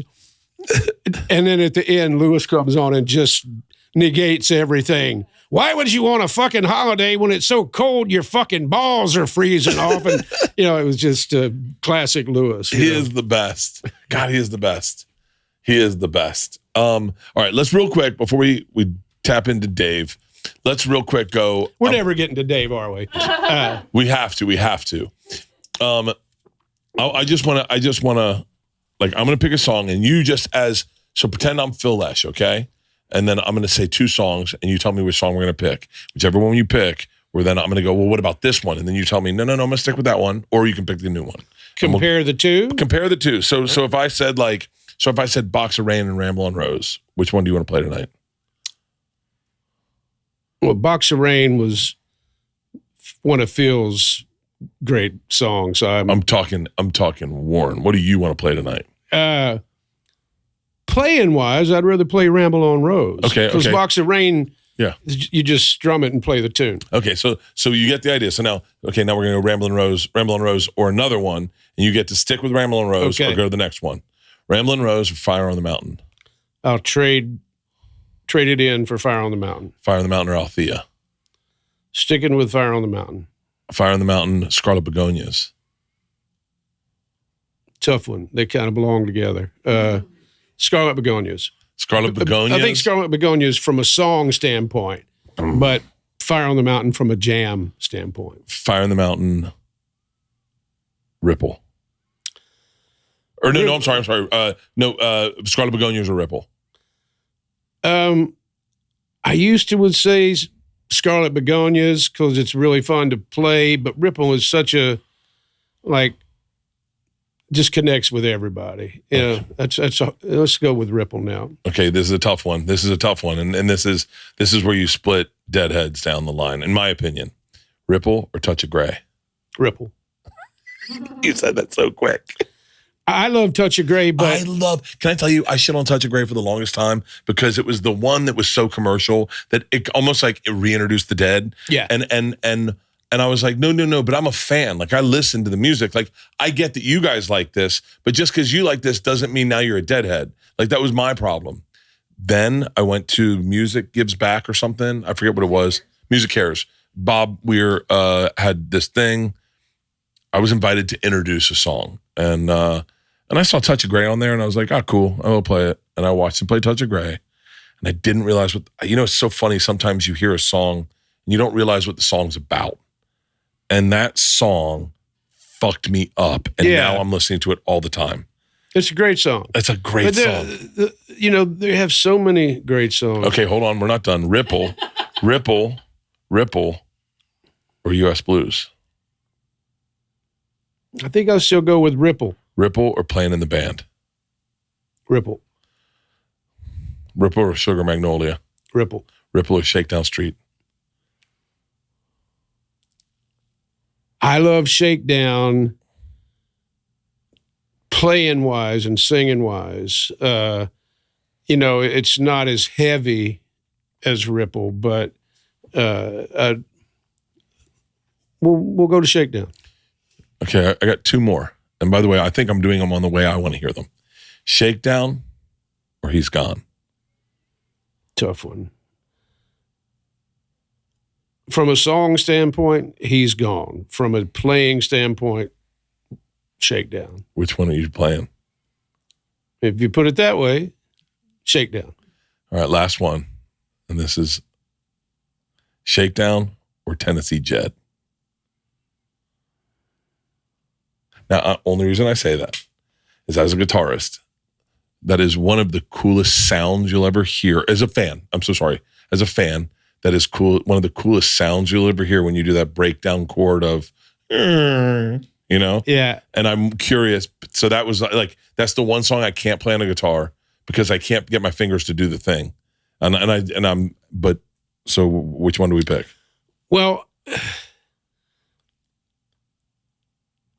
I'm going to have to elaborate now. Is that okay? Please. So, when we did Tennessee Jed with Phil's band, with the quintet, with me and Jimmy Herring and John Molo and Rob Baracco and Phil, we took it from a whole different perspective. And the way Jimmy and I approached that together was really fun, but it wasn't like the original version.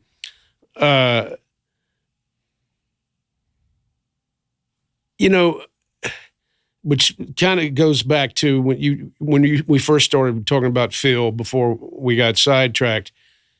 When my relationship with Phil was, he didn't want anybody to sound like Jerry, and so I thought that was the coolest thing I've ever heard. So you brought that up earlier, and I figure we should kind of dwell on that for a minute.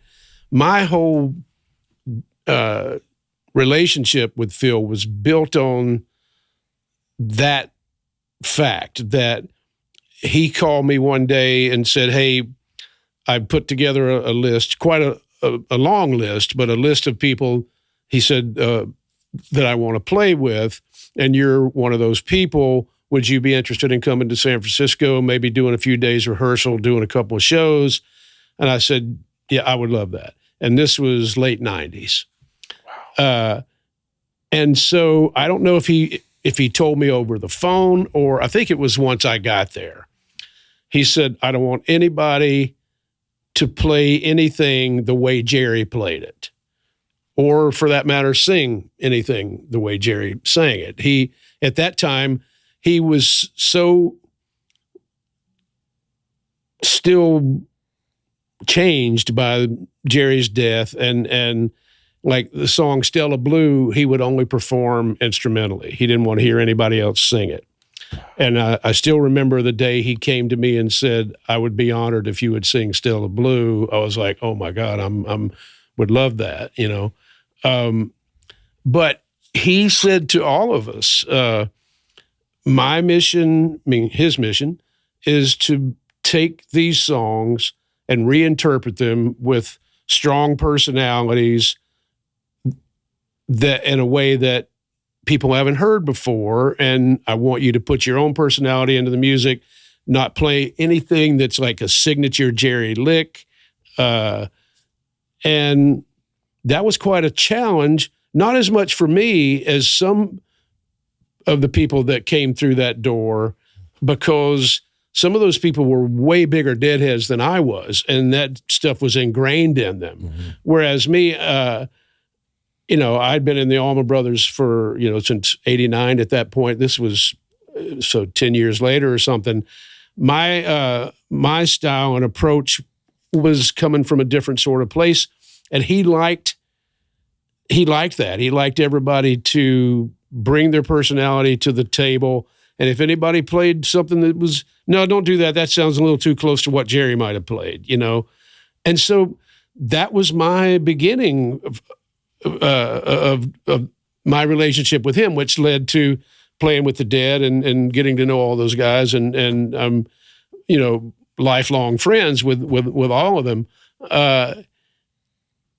It was different, and I respected that, like, to no end. I just thought that was a wonderful take on how to proceed for him as a musician. So HORDE as a musician, if you're saying to me, like, we don't have an equivalent of the Dead. Maybe I could guess our equivalent of the Dead would be, it wouldn't be Pryor, because Pryor's more like the Beatles, I think, maybe. Maybe if it's like Sam Kinison, I don't know if I don't think they're equivalents, but like, it would be so hard to go do Sam's material without having a hint of Sam in it, you know? Yeah. And it would be so hard to do the Dead without, especially if you're a huge Deadhead, to be like, I can't unhear it. Yeah. But I think that in that way, that's one of the things where music and comedy are different, because they have a lot of parallels, a lot of overlap for sure. But in that way, to interpreting a song, you can interpret a song a lot of different ways, you know. And I really admired that he was taking that approach, and a lot of the music that was made as a result was really fresh and fantastic. And so the quintet, when that band started playing, it was our mission to make every song different, and different on a nightly basis, but different from where it used to be too.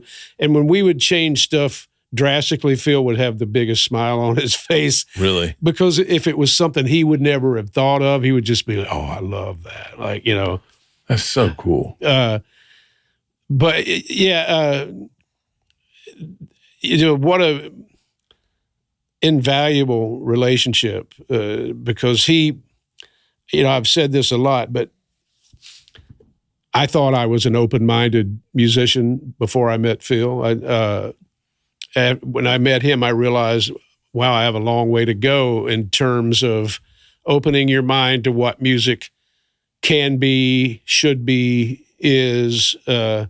He was never threatened by wanting the music to be a certain way. He was always like, what it is in the moment is why we're here. And it was such a fantastic perspective to have. We would get into these jams, and sometimes they would just go on, and you think, wow, we are so close to the cliff. And I would look over like at Phil thinking, are we going to like signal some way to get back to Earth? And he would just have the biggest grin on his face. He would be enjoying the ride. If it all went to shit, he was completely cool with that. God. All right, let's talk about Dave Matthews. Okay. I mean, there's no way to like get into him. He's such a, you know, when you look at like Greek mythology and they create a guy for a specific thing. You got a guy from the South, born in Johannesburg, brilliant parents. I think certifiably brilliant. I think they're actually geniuses. Weird outsider, like he was an outsider always. Comes to this country, falls in love with music. Bizarre accent. Like, I mean, I remember when we first heard him and he's like, hey, it's good to hear, you know, and you're like, where's this guy from? And then musically just so, like I said, like Phish, adjacent, but not. Where did you, what was that first meeting? When did you first see Dave play? When you were like, oh, I think was it that? It was either we can check chronologically. It was either the Wetland show or the Ritz Power Jam. In my mind, I can't remember which one of those was first. At the Power Jam, all I saw was the one song we played together. Mm-hmm. At the Wetlands, I watched their set, and then they invited me up to play with them. But if we fast forward a little bit, not too much later, I had released my first solo record. So this was probably later in '93. I got called to be part of this festival in Van Ripers, Virginia. Mm-hmm. It's near Charlottesville. And my manager called me and said, getting booked on this festival. It's the Freddie Jones Band. I don't know if you remember them. They were part of the jam band scene in the beginning, and they were a cool band, and we were friends. They were going on first, and then it was going to be me going on second, Dave Matthews Band going on third, and Widespread Panic headlining.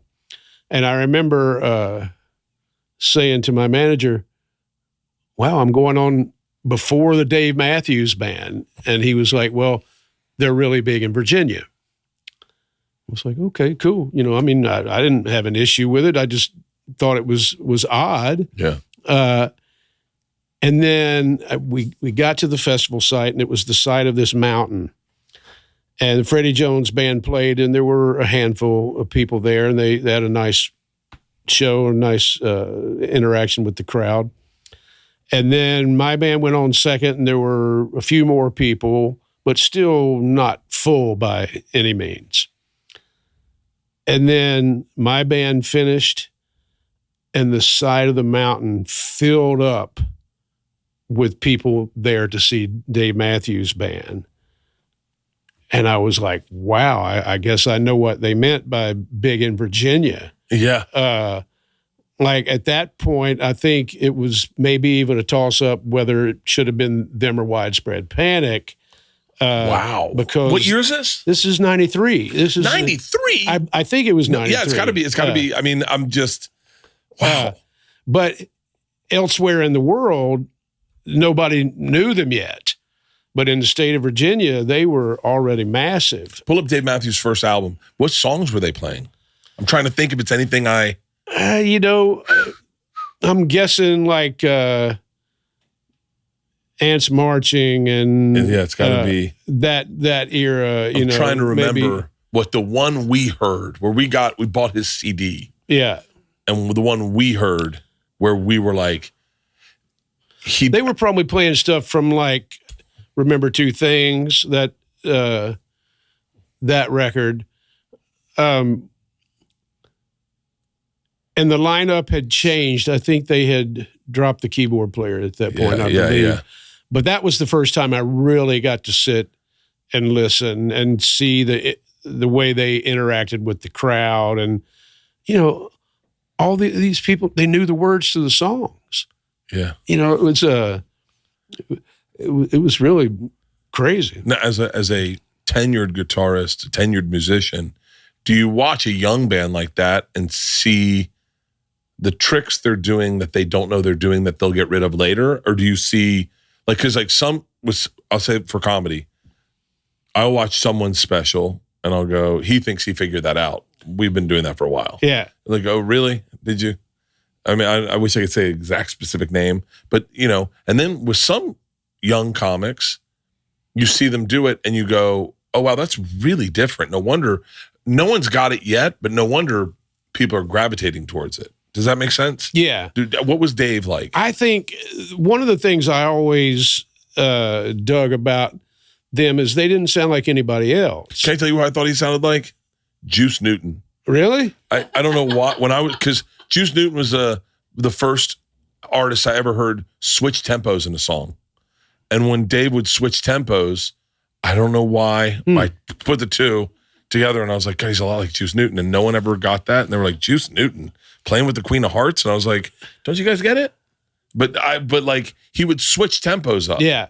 And I found that so endearing. And so I gravitated towards that. Yeah. I like the fact that it was different than everything else that was going on. It was really different. And even the instrumentation, you know, Leroy was in the band at that time playing saxophone and Boyd playing fiddle. It was just a different combination of elements, which I thought was really cool. And his voice was very different. And the songs just had this freshness about them, you know, where I think I would be more apt to be like, when I hear somebody playing something and that just sounds like such and such. Yeah. Then usually that's a good indicator to me that I don't really get it because it's too close to something else. But I never had that with those guys, you know. So wait, so what was what was like is it weird as a musician to listen to other people's musics that are your contemporaries and be like, I'm going to the treadmill and listen to Ants Are Marching? No, I think, you know, it probably similar to your situation. Music is just such a big part of my life that listening to as many different things as possible has always been really important. Not in a way that it's homework, but you really enjoy listening to other things? Yeah. Really? Yeah, and it is good, you know, from a learning perspective, it's important as well. But more importantly, I think for me is just to not feel like I'm hearing the same stuff all the time. You know, like I love all the classic stuff, but I don't need to hear a lot of it because I've heard it so many times. You know, like if I turn on the radio and they're playing, you know, some song from the 70s that I grew up with, it's like I can hear that in my head. I don't need to hear it physically. You know, so it's nice when you discover something that competes with your favorite music. What do you think? What do you think was the connection with you and Dave? Like, what does Dave like about you, and what do you like about him? I think in the beginning, you know, because they didn't have electric guitar, so he would. Oh.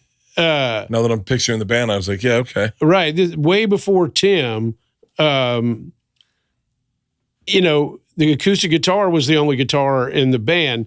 So if he thought, I want to get somebody up to sit in, it would have to be a song that he felt like electric guitar would contribute to it, do justice, and be a welcome addition, you know. And the first times we played together, do you remember the first time? Those two were the first time. Yeah. And I don't remember I remember playing Watchtower, obviously, but I don't remember what we played at Wetlands.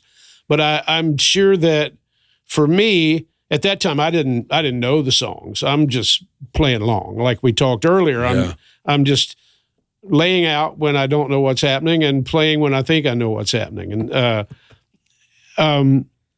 but from the very first time. By the way, that is a way to live your life.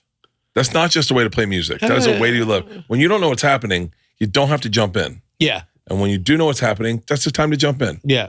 I should take that advice more often. Keep going. So there's different ways to approach sitting in with people. Sometimes there'll be a rehearsal and somebody will say, okay, let's run through this song. This is how this section goes. You're going to play in this section and you're going to play for 24 bars or whatever, or I will nod at you when to play and when you're done, or, you know, there will be parameters. With Dave, almost from the very beginning, there were no parameters, and we never rehearsed early on. He would kind of look at me when it was cool for me to take off playing, but he would never look at me like, okay, you're done. I'm going to start singing now. He would always just kind of be looking at me like, you let me know when you're done and I'll start singing. Really? Which is confusing but liberating from my standpoint, because I don't want to be playing too long, but at the same time, it's kind of what he was encouraging me to do, because it was always his option to just start singing and then my improv would be over, you know. Wow. But pretty much every experience we've ever had, he's kind of looked at me like, you let me know when you're done. And he embraces that whole concept of seeing where the music goes, you know. And when Carter and I play together, there's this connection that he's listening really deeply to what I'm playing. So we're kind of like composing together. It's kind of like having sex if you do it right. Not the way I do it, but if you're doing it right. Well, there's let's say there's definitely a similarity of sorts, but that's a tough issue to, most people would be like, "Ooh, why are you talking about it like that?" Their improv is, it's not sex, but there are similar things about it. That's all I got to say about that. I got a weird with the sex thing. Dave, if you ever do it with me, I'm just going to tell the machine story. But, so I think he liked the fact that I think he knew in the beginning I didn't know the songs. I was just interpreting based on what was going on in the moment. And he liked the openness of that and where it was going. I liked the fact that he was allowing that to happen and not like saying, okay, I want you to play here and here and here, and then I'll cut you off, and I'm just kind of speculating, but there's just always been this mutual respect thing based on the music and from the very first experience. I could talk to you all day about Dave, but I feel like in a weird way, it's like almost like asking your wife about their mom, or not that, but it's like when people ask me about Rogan, like, well, I could tell you about him all day long, but you should meet him. Like, yeah. But what I'll say this: if Martians came down to this country, to America, to the United States or the world, I guess they wouldn't just come to the United States. If Martians came down and they're like, and they grabbed you as hostage. Well, according to Hicks, they'd come to Alabama, right? So you're on tour in Alabama. You're at the new amphitheater down there. And they said, real quick, play me the best Southern rock song. Just show me what we've listened to hip hop. We've listened to R&B, we've listened to gospel and classical. We've listened to grunge music. We've listened to new wave. And I think we're going to get rid of the world. The only thing that'll save the world is Southern rock. Can you play the best Southern rock song and then to save the world so that we go, there's hope. We don't want to destroy this world because this song's that great. What would you play? The live whipping post. Oh, fuck yeah. Martians can suck it. That's the epitome. I could tell you I've told the story before, but I can tell you the Central Park story behind Cortez. Yeah. Please. Please. So it's so unrehearsed that people would not believe any of us if we were to say how unrehearsed it was. So we'll go back to the start. We got a call saying that, okay, Dave Matthews Band's going to do this Central Park show. They want to know if you're going to be in town and want to sit in. And I was like, well, I'm on tour. I'm not in town, but I have that day off, so I'll just fly in. So I fly in for the show. And of course, I get to Central Park bright and early because I want to be part of whatever happens. And they have their hands so full with this Central Park show, and everything's, running, not necessarily behind schedule, but this is like one of the craziest days ever for that camp. And so I'm hanging out. I got a trailer somewhere, and I'm hanging out by myself, waiting for a moment if we might be able to talk about what we're going to play and maybe rehearse. We'll see. And so I go up on the stage, and Dave's like, well, what should we play? And he's like, you do Cortez, right? Because I had done it with Gov't Mule. I had done it.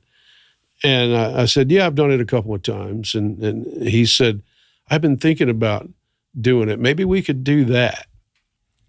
And I was like, that sounds great. And he's like, well, how would we divide up the vocals? So he pulled the lyric sheet up and it's like, all right, well, I'll take this part, you take this part, I take this part, you take this part, and then here we'll kind of split this up. And then in between here and here, it'll all just be, whatever happens. If we rehearsed it, it was like some tiny, minuscule rehearsal because it's only 3 chords.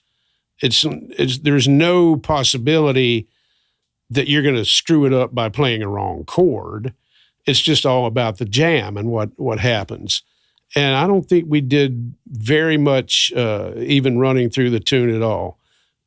We also did Jimmy Thing. I don't know if we ran through that or not, but playing it that night was the most unscripted. Like, we didn't know, is it going to be 5 minutes? Is it going to be 20 minutes? We didn't know anything. We just started playing, and wherever it went is where it went. And just like I was describing earlier, he's looking at me and he's far away from his microphone. I know he's not intending like at any moment I'm going to go sing the next part. And plus, I think after I played my solo, then I sang the next part. So he's like, when you're done, you just, when you're done playing this one solo, just go up and start singing.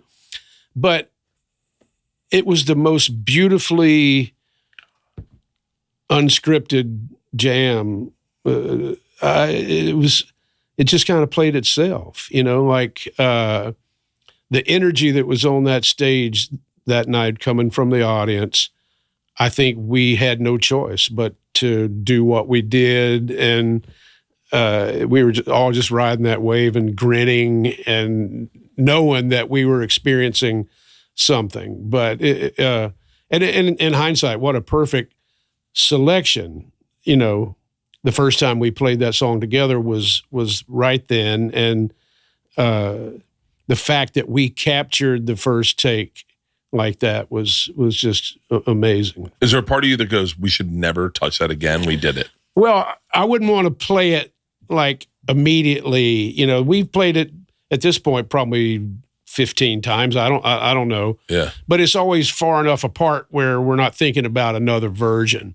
But I remember talking to Corin recently and saying, I may be wrong, but I still think that's probably the best we've ever done it. And other people would disagree because everybody has their favorite version. But I love first takes. And when in the studio, if you get a first take and it's good, it's usually the best it's going to be. But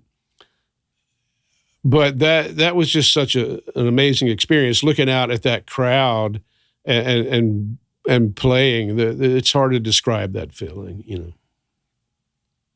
Wow. This is a kind of I think about death a lot. Constantly. Probably every day. Definitely every morning. But as a musician, this is the weird thing, but I already have the songs that I want played at my funeral. Wow. Like, I know them. What do you know? What songs? Have you been to a funeral where you heard a song, you're like, good call, or you're like, he didn't pick that, or you're like, have you thought about what you want played at your funeral? I haven't thought about that, and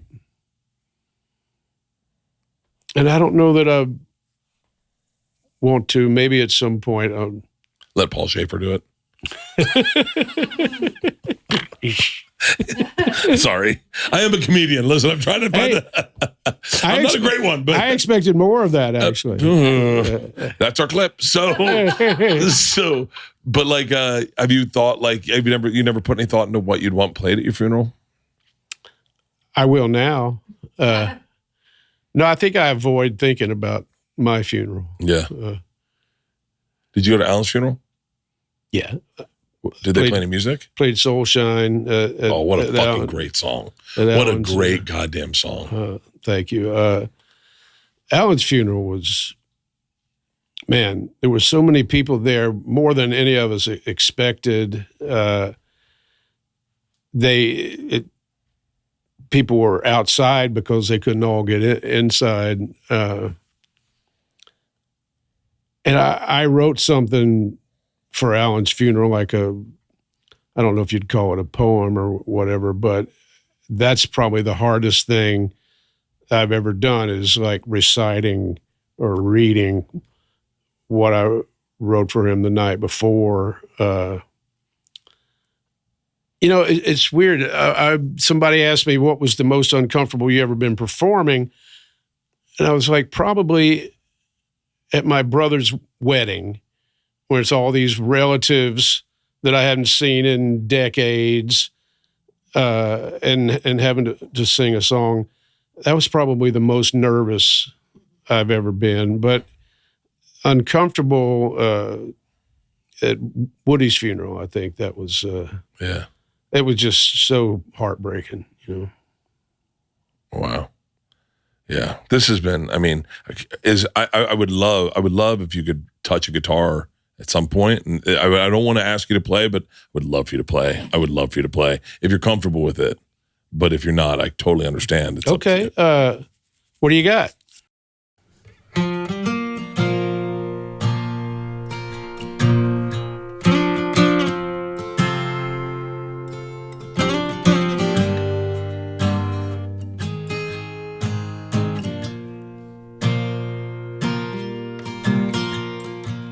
You can't find the light that guides you through a cloudy day. When the stars ain't shining bright, it feels like you've lost your way. When the candle lights of home burn so very far away, you got to let your soul shine. Just like my daddy used to say, he said, soulshine, better than sunshine, it's better than moonshine, it's damn sure better than rain. People don't mind, we all feel this way sometimes. Got to let your soul shine, shine till the break of day. Grew up thinking I had it made, make it all my own. But life can take the strongest man, make him feel so alone. Now sometimes I feel a cold wind blowing through my aching bones. I think back to what my daddy said.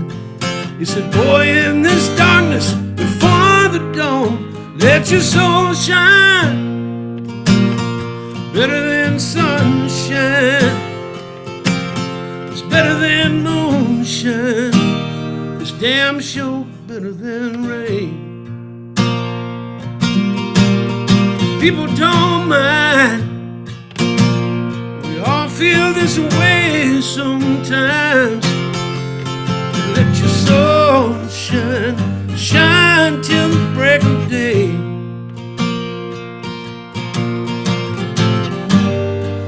Sometimes a man can feel this emptiness, like a woman has robbed him of his very soul. A woman too, God knows she can feel like this when your world feels cold. Got to let your spirit take control. Soulshine, better than sunshine, better than moonshine, damn sure better than rain. People don't mind, we all feel this way sometimes. Got to let your soul shine, yeah, shine on and on and on. Better than sunshine, better than moonshine, damn sure better than rain.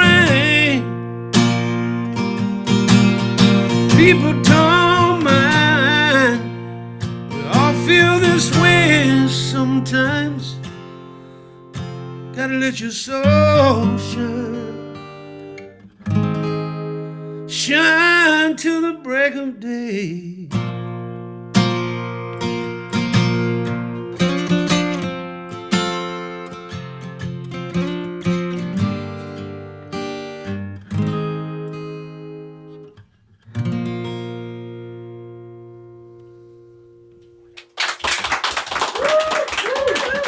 What a fucking song.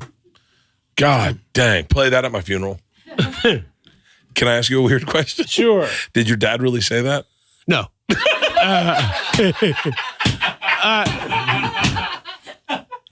But my dad was a great human being and said 100 things like that. Yeah. It was a huge inspiration and role model for me. I guess I should clear up one rumor about this now since you brought it up. There's a rumor has now been started that was my dad's nickname for me was Soulshine. Because in the first verse it says he used to say Soulshine. Yeah. And people interpreted that like, oh, and so that's not true. And not that it matters one way or another, but I read that somewhere recently. Somebody wrote that was my dad's nickname for me, which is not a true story. Have you ever? No. Hey, you. Back in the day, my song would have been, my dad said, asshole, stop making your soul shine. It's making me uncomfortable. Sit back down and put your shirt on. Well, I have to say that this has been a dream come true.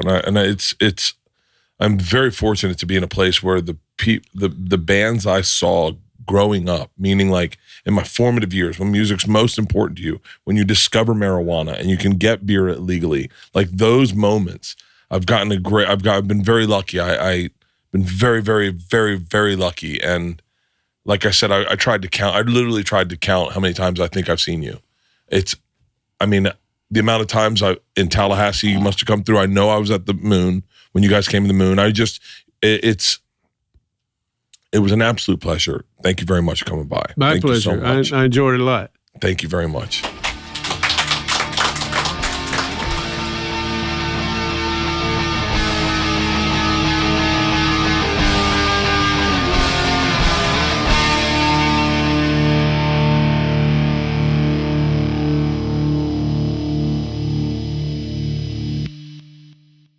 This episode was brought to you by The Machine.